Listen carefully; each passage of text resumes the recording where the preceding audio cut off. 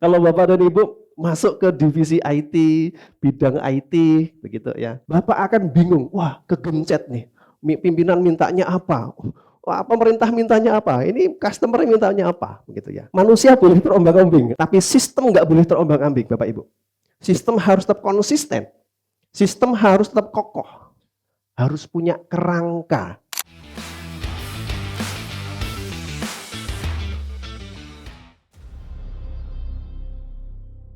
Ada kata kunci Bapak dan Ibu, dan ini hampir semua framework, ISO, ITAL, TOGAF, dan termasuk COBIT, ya, atau bahkan framework buatan organisasi sendiri, pasti akan selalu mengedepankan manfaat. Pasti akan mengedepankan gunane opo, buat apa. Kita sebut apa? Value. Value-nya apa?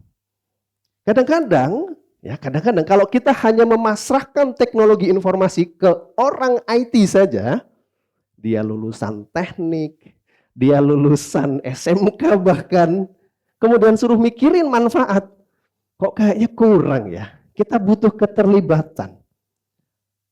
Kita butuh aspek-aspek risiko. Ketika kita bisa mengkombinasi risiko sama value, kita combine, kita pikirkan bareng, good. IT-nya jadi bagus. Pertanyaannya, siapa yang bisa mikirin risiko? Di perusahaan mana yang secara de facto, de jure, mendefinisikan risk management? Hanya organisasi yang sudah besar. Nanti COVID akan masuk ke sana, bahwa ada faktor risiko nih. Disadarkan bahwa kalau kita investasi IT bakal begini. Ada risikonya, itu nanti dipertimbangkan.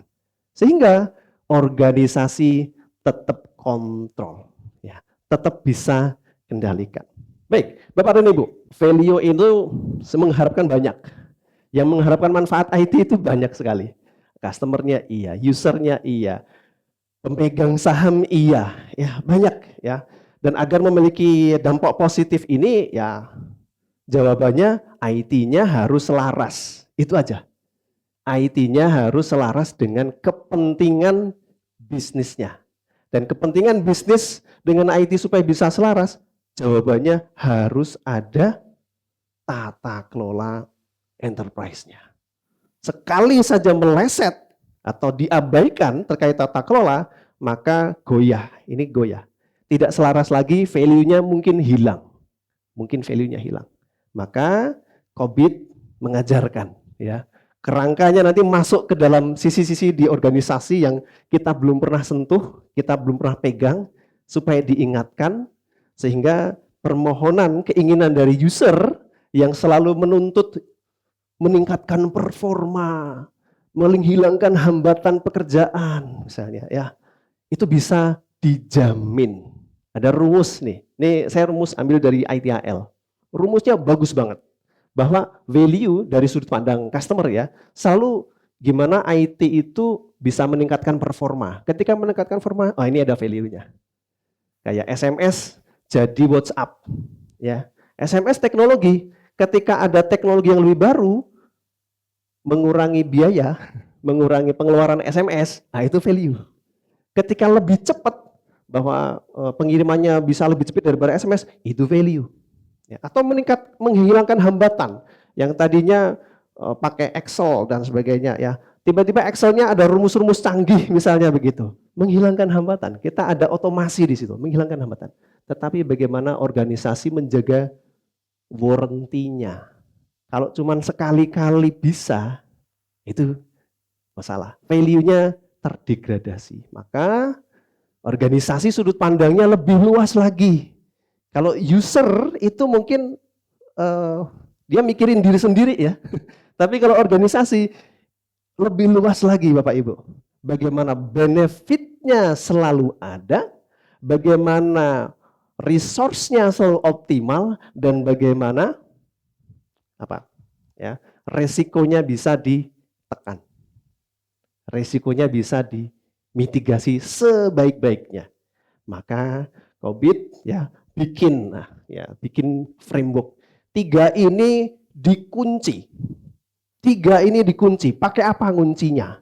Ya, pakai framework dan kesepakatan. Ini menjadi ciri khas tata kelola, ciri khas governance dan COVID style. Kira-kira begitu.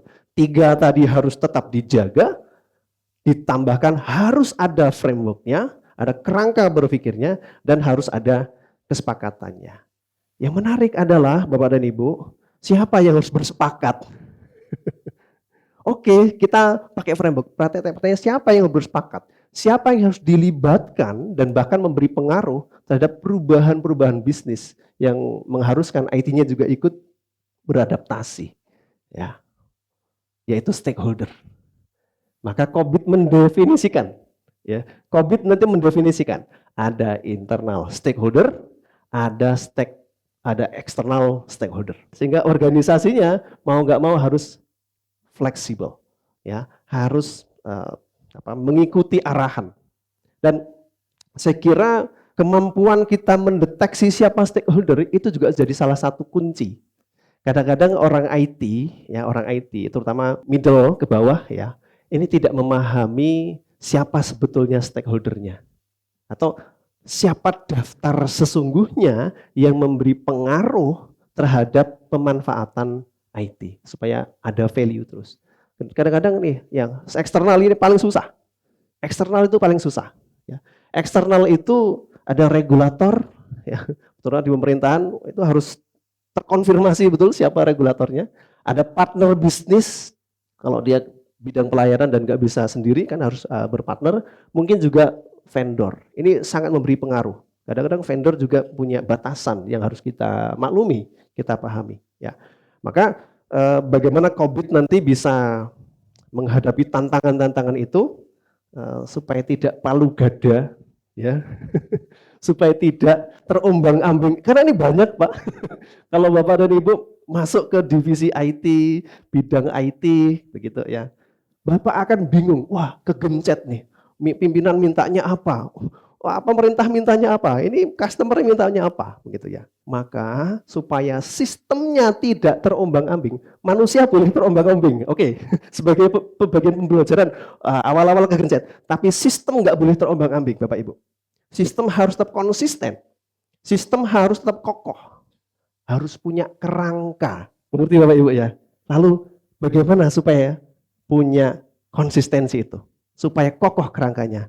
Maka organisasi harus mengikuti sistem tata kelola yang memiliki prinsip. Prinsip, kata kuncinya ada di prinsip. Inixindo Jogja.